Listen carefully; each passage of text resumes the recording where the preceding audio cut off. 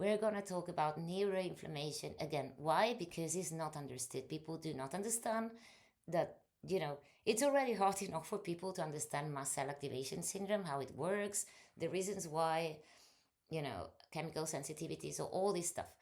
That's hard enough.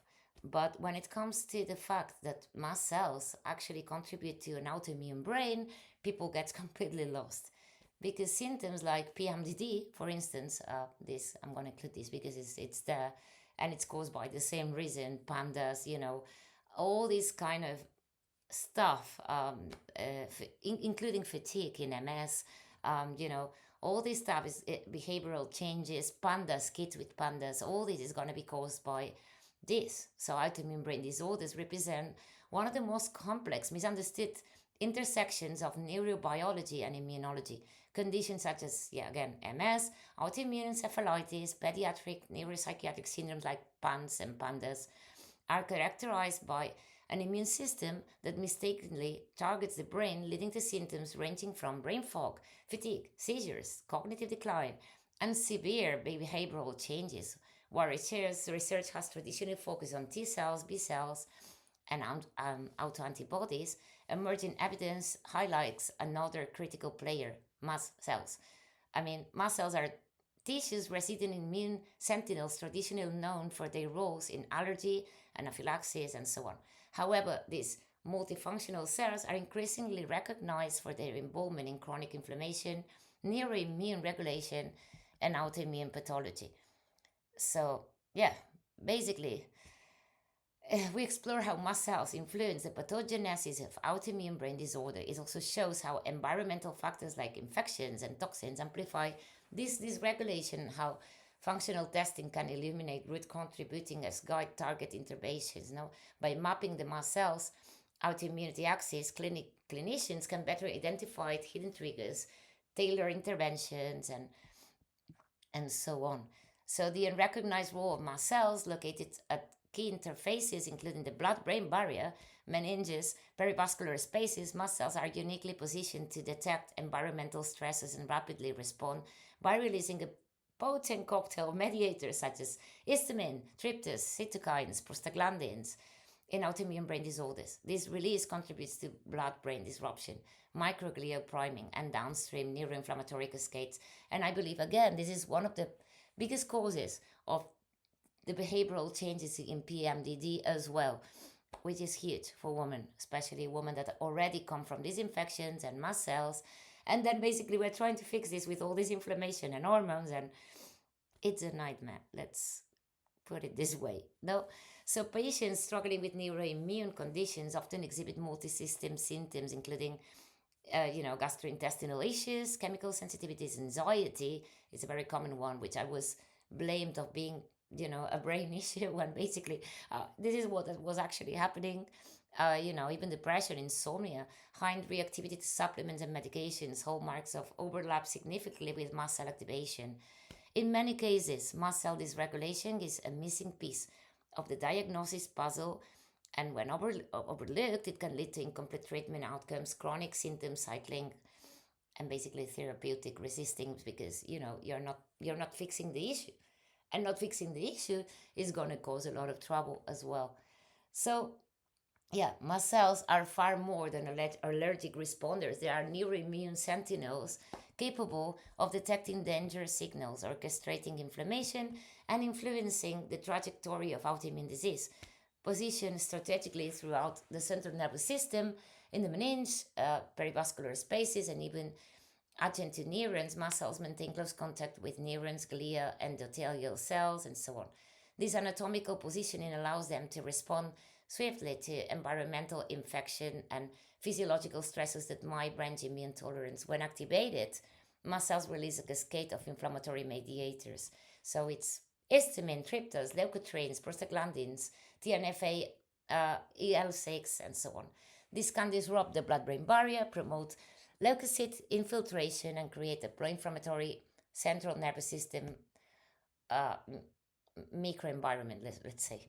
This release of mediators doesn't just fuel inflammation, it fundamentally alters the neuroimmune landscape. In particular, mast cells signal to microglia, the resident immune cells of the brain, priming towards a pro-inflammatory phenotype. This mast cell microglia crosstalk sets the stage of chronic neuroinflammation, a defining feature of many autoimmune brain disorders. Moreover, mast cells can directly influence adaptive immunity. They present antigens, modulate T cell activation, and skew immune polarization towards Th17 and Th2 dominance, patterns commonly observed in autoimmune conditions. So, in susceptible individuals or those with prior toxic exposure or infections, mast cells might become hyperactive, leading to a feed forward loop of immune activation and tissue damage. And again, if you add to this mess, if you add basically the estrogen histamine loop, you're gonna create again another loop of hell where mast cells, estrogen are feeding each other and you're constantly trying to fix it. Yeah, uh, you know, so, importantly, mast cell activation is not an isolated event, it's an integrative and multisystemic gut dysbiosis, mycotoxin, heavy metal, electromagnetic field radiation, estrogen dominance, or whatever happened with your hormones, physiological trauma can all serve as mast cell triggers. In this way, mast cells act as both sensors and amplifiers of immune environmental distress, translating peripheral exposures into central nervous system inflammation. So, obviously you need to work with your nervous system. This is part of healing all these diseases, but obviously how can you do that when the nervous system is on fire? And many times whatever you do, you can pray, you can do whatever the hell you want to do, that at last you start understanding how this works. Therefore you act to lower all this inflammation in the nervous system very hardly. You're going to be able to do exercises or things, or think your way out of this, because this is not the way it works. So this is typical in MS, autoimmune encephalitis, pandas, and yeah, unfortunately these neuropsych symptoms are not understood at all. And when all these diseases are not understood but are happening in other parts of the body, you can kind of defend yourself because you have your brain, therefore, or more or less you have your brain, because this is always part of the systemic inflammation. But when it goes beyond the brain fog and you get depersonalization, this the realization, anxiety, or you basically fucking lose your mind, sorry for the word, but this is how it works many times, and you have rage, or rage is a very typical one, especially when the liver is completely overwhelmed and all these neurotoxins come out. Rage is a big symptom, and it's scary. It is scary because, again, remember that the person that's going through this is suffering like hell, and they are not themselves. So do not blame them for the symptoms they have, and especially don't try to make them think that they can actually do something about it. If your brain is on fire, if you drink alcohol and you're very drunk, can you think your way out of being drunk? You can't, right? Same with other things. It's exactly the same. If you are affected by these neurotoxins and your brain is on fire, you're not going to be able to respond like yourself. So do not blame these kids or these people, or like I live myself, all these horrible symptoms, because it's got nothing to do with the person. And the person is basically having a brain on fire, which should be attended in a different way. But unfortunately, we're not. So many families and people have to go through all this, powering it up and saying, let's get through the hole, because it's the only way. But please never give up on anyone living this. It could be any of us. And the way is to be understood. When you feel understood, obviously, yeah, you're still going to have symptoms when you detox. You're still, until, the inflammation lowers. But at least you feel this feeling of feeling understood is going to bring the symptoms down so much.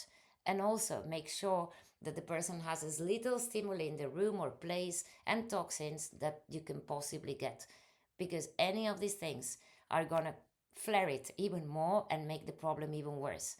And yeah, I mean, talking to family and people, friends, partners, that their partners or whoever are going through this, I know it's brutal, it's bloody hard, but hospitals and conventional medicine are not treating this, unfortunately. And all they do is just, fit pills to the person, and many times they don't make it. It is honestly a disgrace, a total disgrace. And I'm really, really angry about it. And also, they make them, they make them think they're mad, which is something honestly that does not exist. It doesn't. It's bloody inflammation and toxins, and obviously there's a way to go back to balance. So this horrible, absolutely terrifying, I mean, all I believe most of modern medicine is already made us, um, yeah, it's just not done to heal people. We all know that, right? Or most of us know it. But when it comes to brain stuff, beware, beware, because I mean, you lose your own power to decide, and things can get really bad really fast or ruin your whole life, and they don't have a clue. So please, families and everyone, research all this.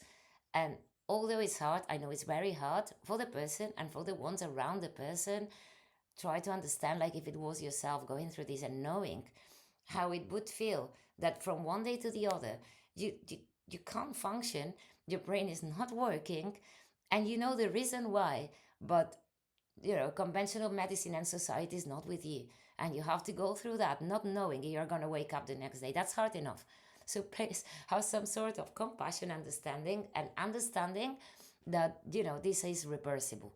And I'm proof of it because from one day to the other it happened to me, and I didn't know how to write. I couldn't, you know um, I mean, it was incredible. I was depersonalized. I didn't know where I was. I had, that horrible rage when the liver was detoxing, and it was shameful, horrific, and just plain horrible.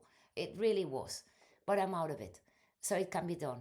Um, and something must be learned, not just for us, the ones going through this, but also from the people around us, to understand that, many times what we see is not actually what's happening. And the person in front of us, or the behavior that we think the person is having, it's actually because they are on high, really high inflammatory substances, affecting their brains and bodies, and their, than the neurotoxins. So, I just wanted to make this very clear because I went through hell with this. It was horrible, and people were not believing me. And out of nowhere, I just felt I was really scared because I thought I will never get my brain back, that I was going to stay that way forever. And people that didn't know me from before would think that was, that I lost it. And I mean, it's terrifying. So, yes, it can be done. Also, the support is very much, very, very much needed, like very much needed, because many people can't cope with it. And we have to avoid people, doing what, so they stay with us and they get to the other side. It's incredibly tough. You would not believe how tough it is, but it has the other side. So I thought, you know, one day for the ones that could not, and it's normal because it's in like beyond hard, you know, we have to tell it, because many times people are so ashamed of these symptoms or having had these symptoms that they don't explain it anymore. They want to forget about it. They don't want to go back and see how they were behaving or thinking, or how bad they were. And I think it's very important to come here and say, hey, I was like that. I'm not anymore. I still have some inflammation going on. I get fatigue, headaches, dizzy, but during the period, especially in all these phases where I am now, for instance. But everything else is, all that part's gone, which thanks God for that, and a lot of work involved. And yeah.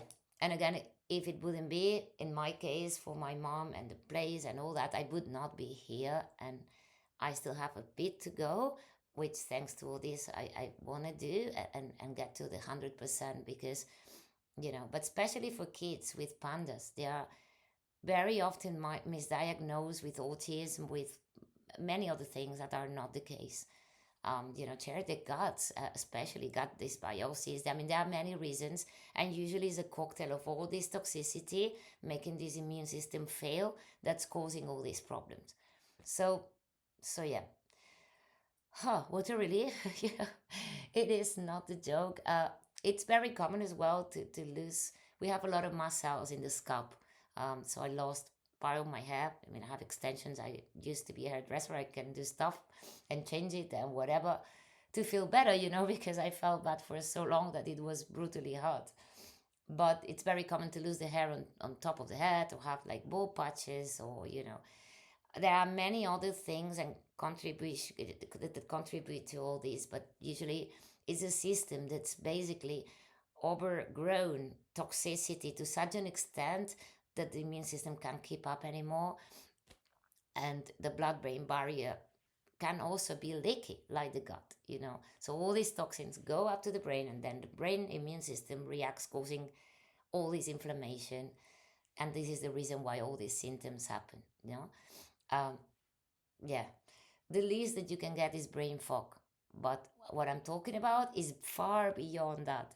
I'm talking about extreme anxiety, depersonalization. If you see someone at this point, you would think any weird diagnosis possible, or even some sort of schizophrenia, whatever thing, because the way that you are is just. But guess what? Even, which made me realize something. People that do have this diagnosis, inside they feel completely normal. It's just that they are really, really suffering and struggling with insane inflammation, and not knowing if they're going to wake up or not, you know. So this really makes you think and rethink the whole concept of neuroinflammation and what we've been told these things are. And it's a disgrace how they treat it, and how they treat people, and how the horrible industry of psychiatry has been basically killing people for a bloody long time, and treating them like shit, giving them the opposite of what they need to heal, and many times ending lives that way. And then again, the lack of support that is needed for everyone going through this, which is very common now, unfortunately. And the other kind of symptoms that we get from mast cells, or these infections and so on, are more understood, even though they are not, which are the fatigue ones. I say fatigue to say something, because as you know, it's far beyond fatigue. The fact that we can move one day and then the next hour we are not able to move, the fact that we are maybe smiling and you cannot see it from the outside, and then we crash and we feel like we're going to die, because the body is completely crushed. All this is already hard to understand, but when you join the central nervous system neuroinflammation part of all this, which goes all together because it's like a systemic inflammation, then it gets a lot harder to get, especially with these symptoms. So yeah, that's all I wanted to say. And basically, it's very important to assist the total toxic burden of the person. So mast cells are very sensitive to environment triggers, mycotoxins, ochratoxin A, glitoxin, heavy metals, mercury, aluminum, volatile organic compounds, glyphosate, mast cell. All these can cause mast cell degranulation and immune deregulation. So the total toxic burden panel helps identify the upstream stresses. Sometimes the stressor can also be having a congested liver with unregulated hormones, and low progesterone with estrogen causing trouble as well. This happens a lot in women, especially in the perimenopause phase, however you want to call it again. Micronutrients, when the gut's not good, we can become depleted completely on things like zinc, selenium, B6, B12, glutathione, magnesium. So all these influence mast cell activation, immune tolerance, antioxidant defenses. Deficiencies in these nutrients can tilt the immune system towards, again, chronic inflammation. So you really have to see and take each case and identify what's going on there. It's really important. So yeah, also oxidative stress. Mast cell activation generates reactive oxygen species and perpetuates oxidative damage. So the oxidative stress profile measures lipid peroxidation, DNA oxidation, glutathione status, and you can evaluate better the downstream effects of chronic inflammation. Identifying and addressing redox imbalance is essential for restoring cellular integrity and immune regulation in patients with neuroinflammatory conditions, or all this. If you want to call it mast cell activation in the brain and nervous system, so it's easier to understand. Yeah. So how can we calm all this?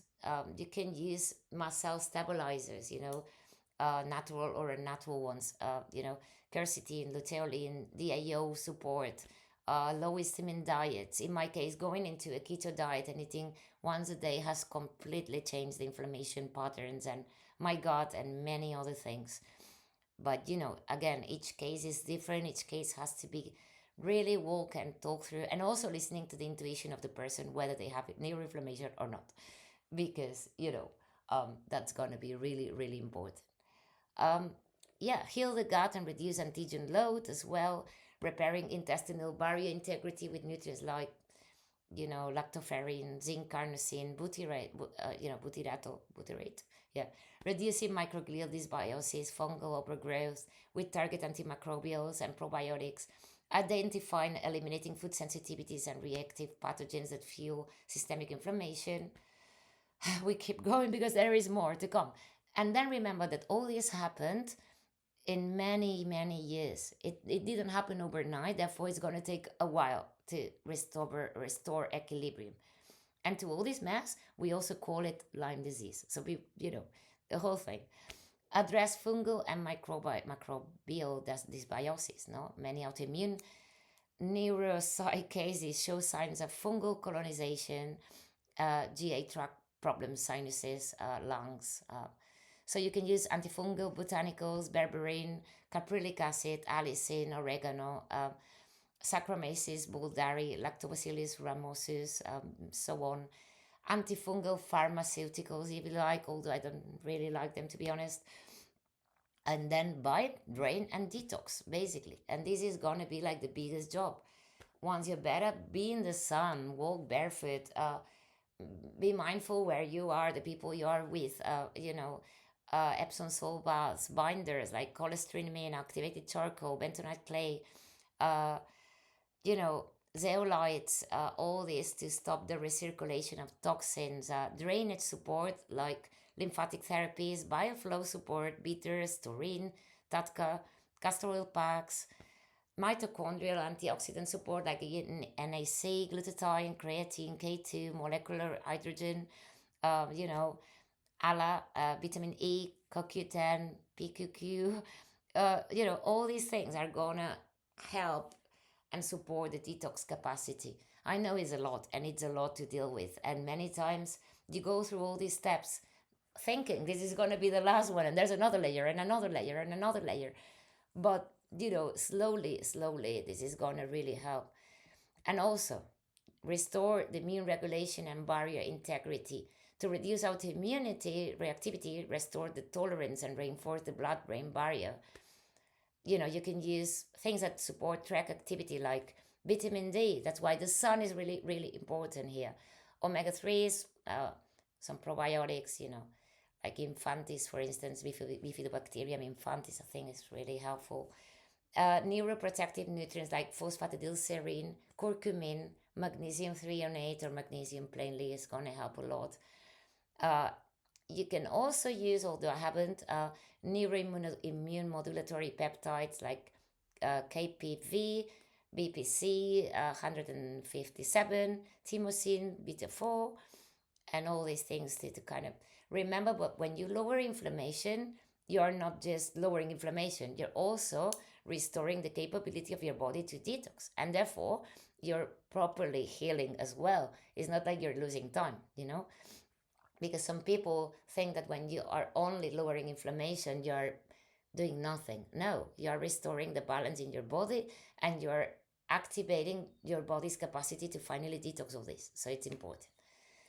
So yeah, I would say that especially for kids, go with a slow titration of supplements to avoid flare ups. Go really slow, that's really important. Use liquid formulations. Even in adults, sometimes with the nervous system, we have this feeling that we cannot swallow properly, so liquid thing help. And then obviously every case is going to be different, and check for the onset, because in adults it's more common to have like maybe a 15, 10, 20 years of decaying until suddenly you crash massively. In kids as well, it can happen overnight. I mean, it's just when the cup is full, everything boom explodes, and that's it. So yeah, in the case of mold, obviously, autoimmunity complicated is from the biotoxin illness is a bit more complex. And and meanwhile there are many tricks and tricks, but managing histamine as best as you can and staying as calm as you can. Microdose psilocybin, again, I keep saying it in all videos, is absolutely crazy how it helps switch that nervous system into repair mode again, and things absolutely change. Is amazing, and your immune system is going to respond incredibly well. I believe this is beneficial to anyone, to be honest. I mean, you know um yeah, this is for another video, but this is fantastic. um there's a ton of information about all these, but mainly I wanted to cover what happens when the mast cells flare in the brain. So again, thanks for watching. I hope this was helpful. I'll see you next time.